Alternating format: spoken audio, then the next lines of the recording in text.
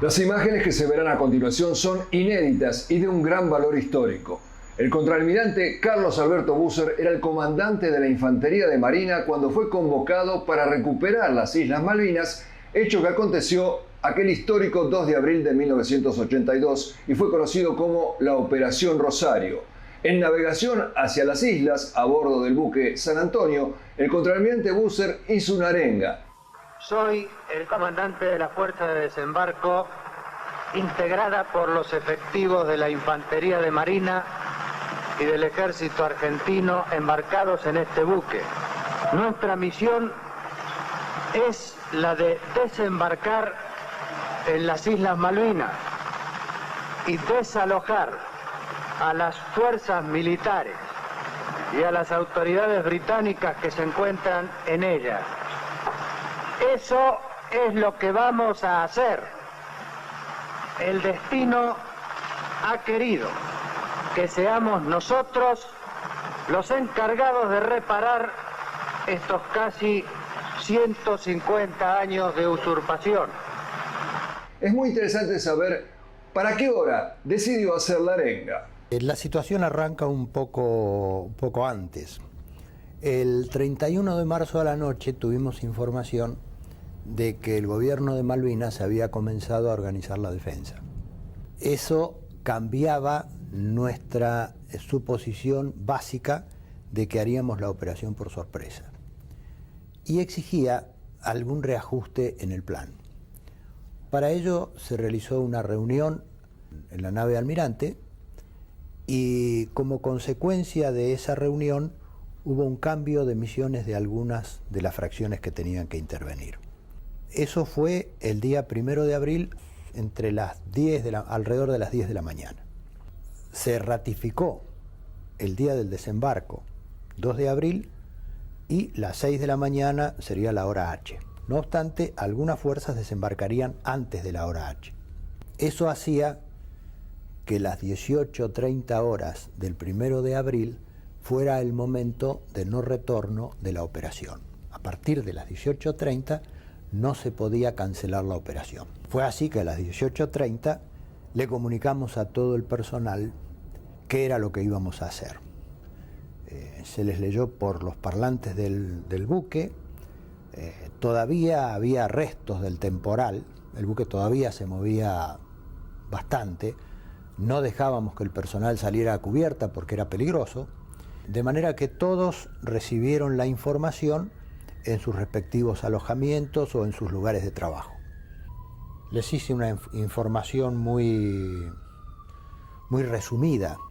Llegó esa hora y entonces le informamos al personal el motivo de nuestra operación, les informamos lo que íbamos a hacer y les dimos instrucciones sobre el comportamiento que debían observar. Ustedes deberán respetar estrictamente la propiedad y la integridad de todas las personas. No entrarán a ninguna residencia privada si no es necesario por razones del combate.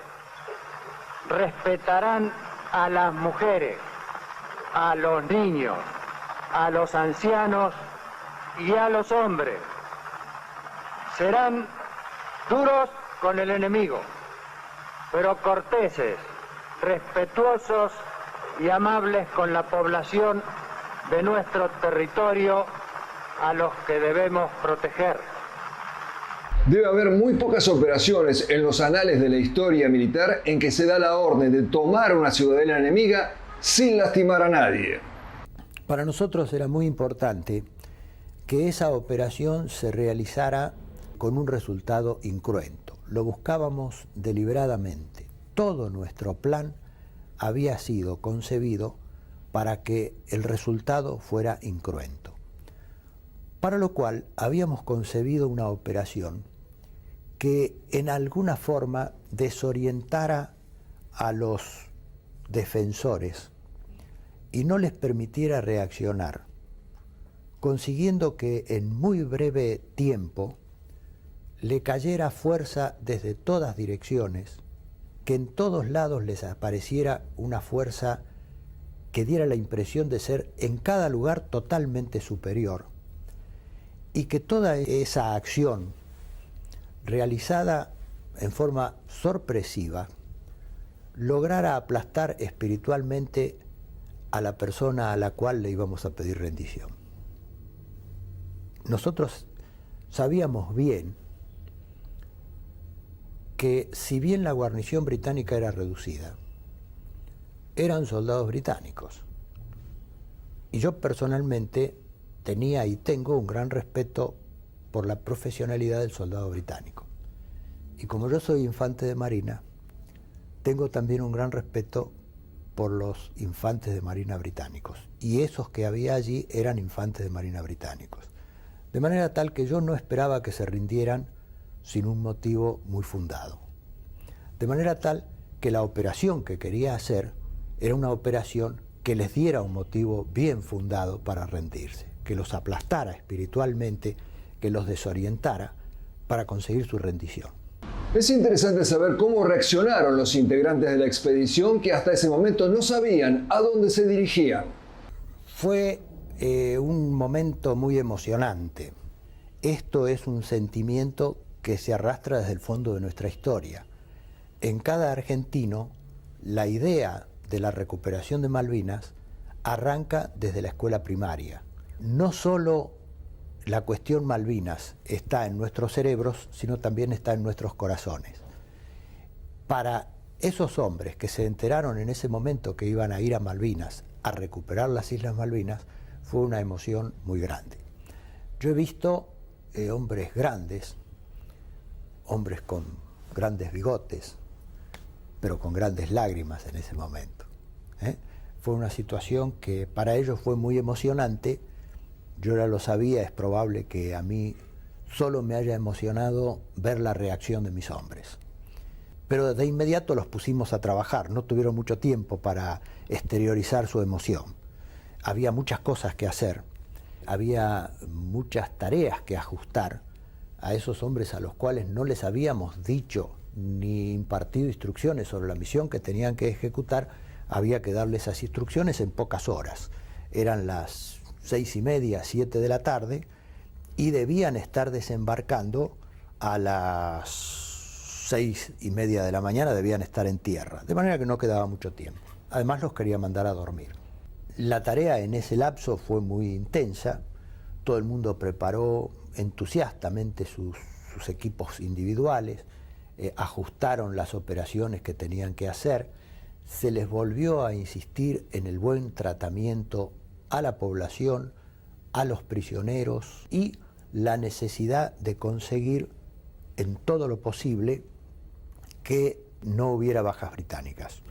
Felizmente tuvimos suerte y lo conseguimos. ¿Y qué sensaciones habrá experimentado el propio jefe de la misión, el contraalmirante Carlos Alberto Busser? Yo no suelo tener emociones demasiado fáciles. Y durante la ejecución de la operación, yo bajé a tierra con las fracciones que desembarcaron en la única ola de desembarco que habíamos planificado. De manera tal que fui en medio de la formación. De modo que estaba muy preocupado por el manejo de la operación. Tuve muy fugaces momentos de emoción personal. Tenía que manejar una operación, tenía que recibir información, tenía que tomar decisiones. En una operación militar las cosas nunca se desarrollan como uno ha pensado, siempre hay que ir ajustando sobre la marcha, de manera que yo no diría que tuve emociones personales, sí vi la emoción de mi gente. Vi la emoción de mis soldados, la emoción de mis oficiales, de mis suboficiales. A alguno lo vi besar la tierra, pero yo particularmente era responsable de que saliera bien, después tenía tiempo de tener emociones. La acción del 2 de abril es considerada una de las operaciones militares mejor planificadas y ejecutadas. ¿Cómo transcurrió? La operación fue muy rápidamente ejecutada. La noche anterior, en una operación que yo considero extraordinariamente bien ejecutada, nuestros comandos anfibios se transbordaron desde un destructor en el medio del mar a embarcaciones, a botes inflables con motor fuera de borda, y en ellos se trasladaron hasta la costa y desembarcaron en Puerto Enriqueta, al sur de Puerto Argentino.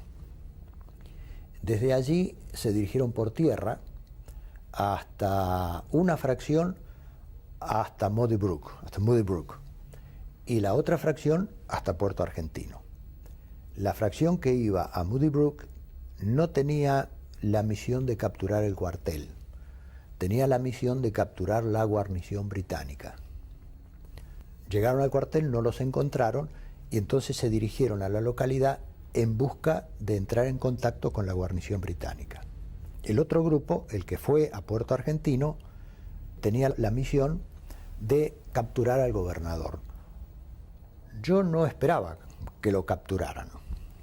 Yo lo que quería era que él tuviera una presión inmediata y directa sobre su persona, en tal forma de apresurar aquel efecto para lograr la rendición. También es interesante saber cuánto tiempo insumió la Operación Rosario.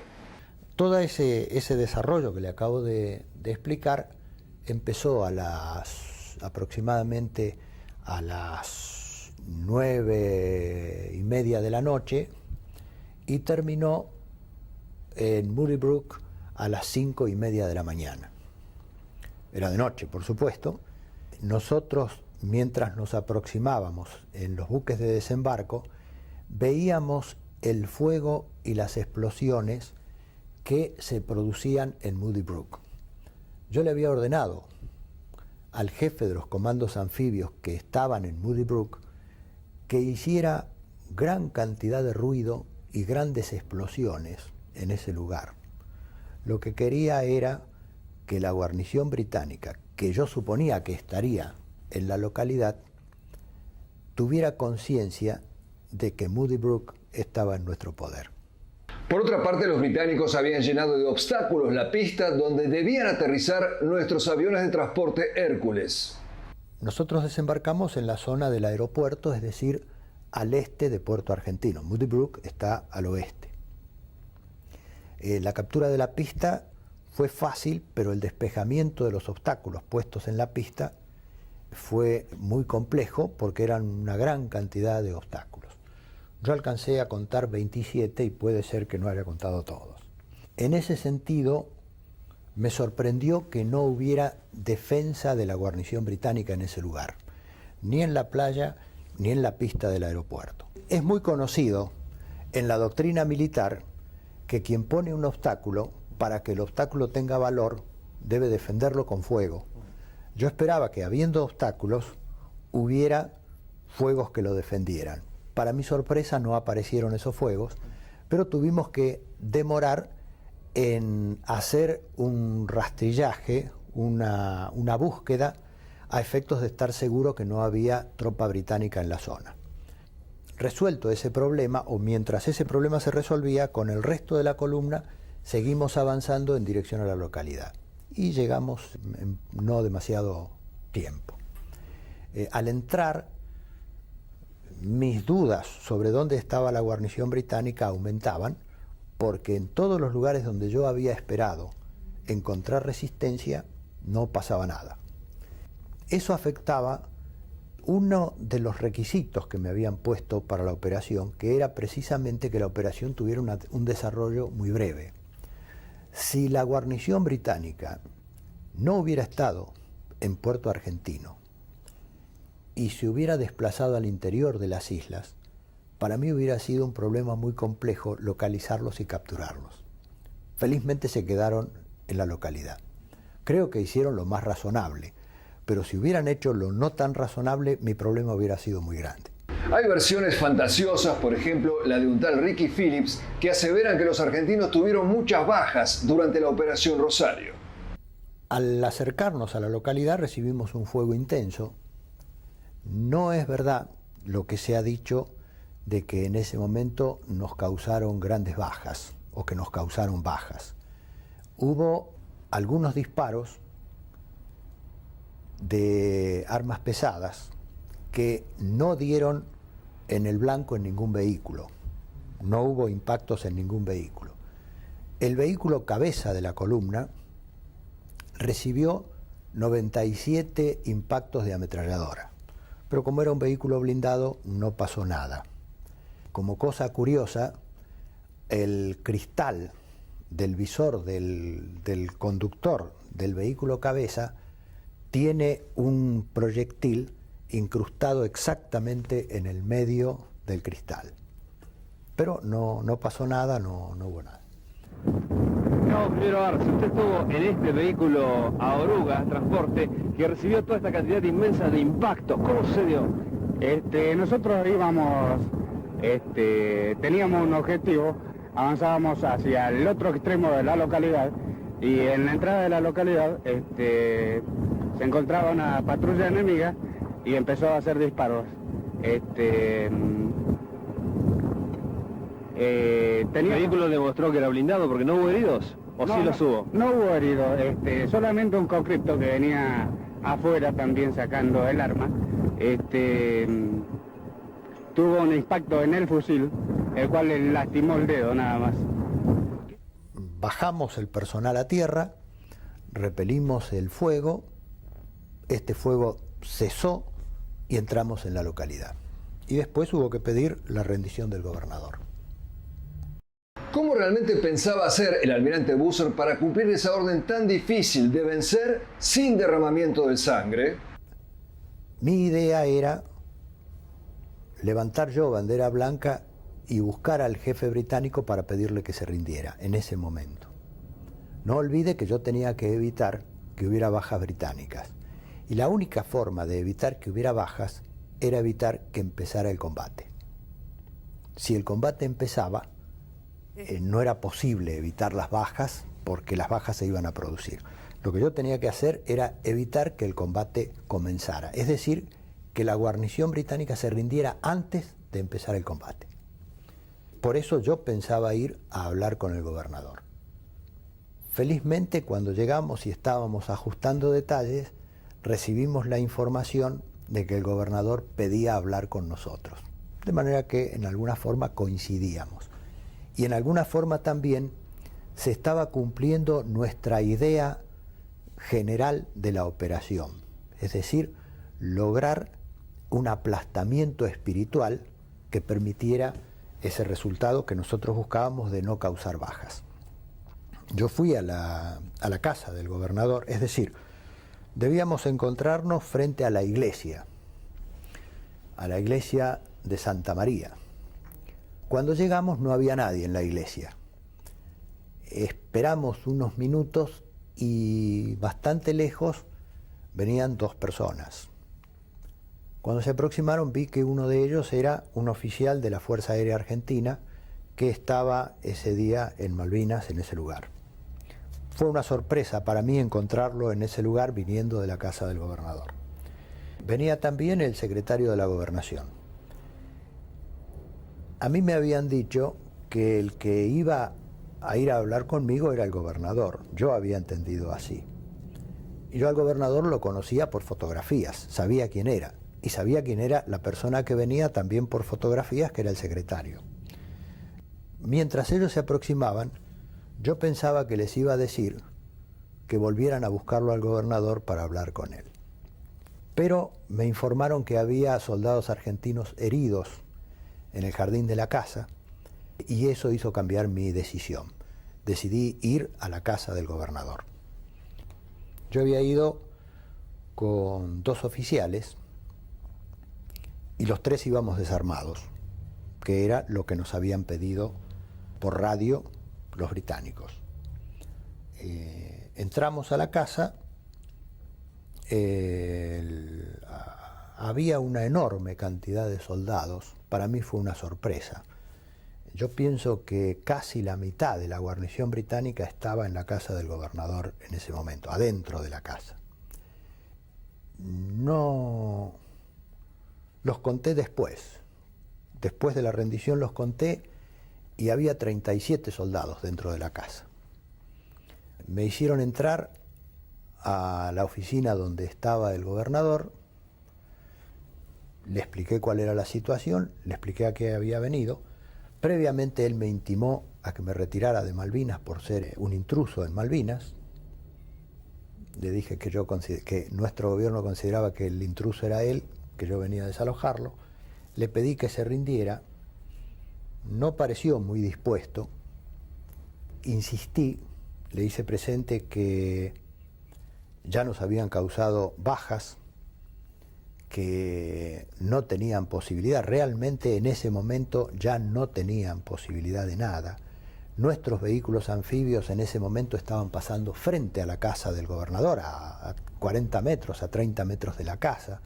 Nuestros comandos anfibios que venían de Moody Brook se acercaban por la ladera rodeando la casa del gobernador y nuestros vehículos habían entrado ya en la localidad. Él por teléfono tenía la información de que toda la localidad estaba tomada. Lo único que quedaba era su casa.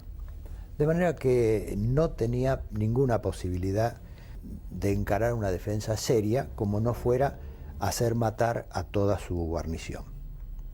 Fue lo que yo le expliqué. Y después de una consulta con una mirada con los dos mayores que estaban, decidió rendirse. Fue una conversación, no puedo apreciar cuánto duró, pero no deben haber sido más de 3 minutos. Producida la rendición, nos dedicamos a atender a los heridos, a resolver la cantidad de problemas que había. ¿Y cómo se comportaron los jefes de la tropa inglesa, los mayores Knut y Norman, durante la acción? En ese sentido yo debo destacar la profesionalidad con que se desempeñaron los mayores Norman y Knut. Pienso que su comportamiento fue muy bueno en una situación muy mala. Y en una situación muy mala nunca parece que el comportamiento sea bueno, pero es muy difícil comportarse bien en esas situaciones, y creo que ellos lo hicieron bien. Lamentablemente, de los 3 hombres heridos que teníamos en ese lugar, uno de ellos falleció, los otros 2 estaban muy graves, pudimos evacuarlos y se curaron sin problema. Un tema difícil era cómo manejar a la población civil, los kelpers, hostiles a la Argentina. ¿Cómo lo resolvió el almirante Busser? Felizmente, cuando hicimos el recuento, encontramos que no había bajas británicas y felizmente teníamos la población bajo control. En ese sentido, habíamos tomado precauciones especiales. En cada casa de la localidad de Puerto Argentino distribuimos instrucciones en español y en inglés para que supieran cómo comportarse y evitar accidentes o evitar cualquier tipo de problemas. Y además les dábamos instrucciones por radio, de modo que la población supo siempre a qué atenerse y cómo debía proceder, con lo cual evitamos que hubiera problemas de seguridad para ellos. Y finalmente, ¿cómo se vivió la sensación de triunfo una vez que todo hubiera terminado?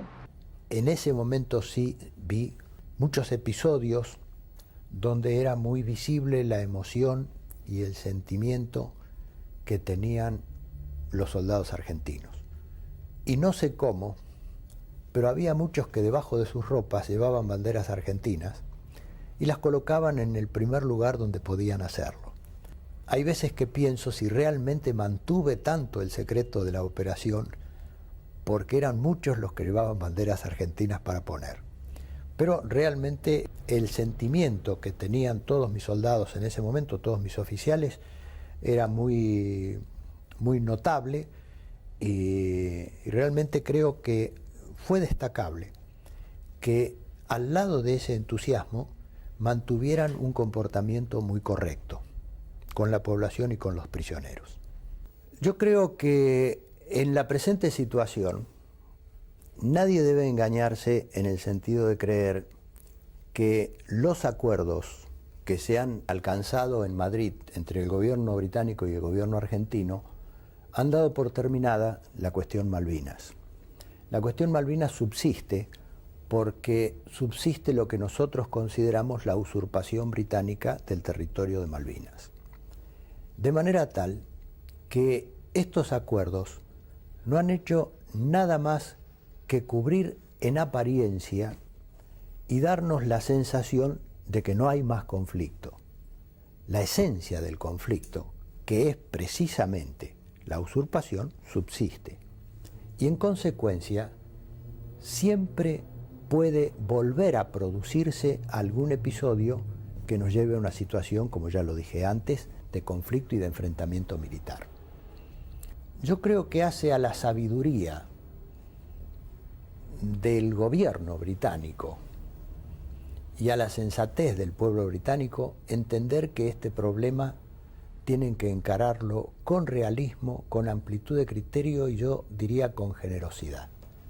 Si creen que porque han llegado a una situación mucho mejor que la que existía para Gran Bretaña a fines de 1982 y que ya pueden dejar el problema de soberanía para no tratarlo nunca más, se cometería un gravísimo error. El mismo error que cometió el gobierno británico a principios de 1982, cuando anunció con toda claridad que nunca más hablaría de soberanía. A partir de ese momento se precipitó el conflicto militar. Si volviera a ocurrir lo mismo, estaríamos tal vez en la misma situación. De manera tal que lo último que yo puedo decir es que realmente es indispensable que los dirigentes británicos comprendan que deben encontrar una solución a este problema. Si no encuentran la solución, alguna vez lamentaremos y tal vez no haya quien pueda decir como yo que pudo hacer una recuperación incruenta y sin bajas británicas, porque a lo mejor otra vez no vamos a tener esa fortuna. Yo reconozco que nuestro objetivo de lograr esa recuperación sin causar bajas fue solo porque tuvimos una gran suerte, porque es muy raro una operación militar donde uno consigue el objetivo sin causarle bajas al enemigo. Nada más.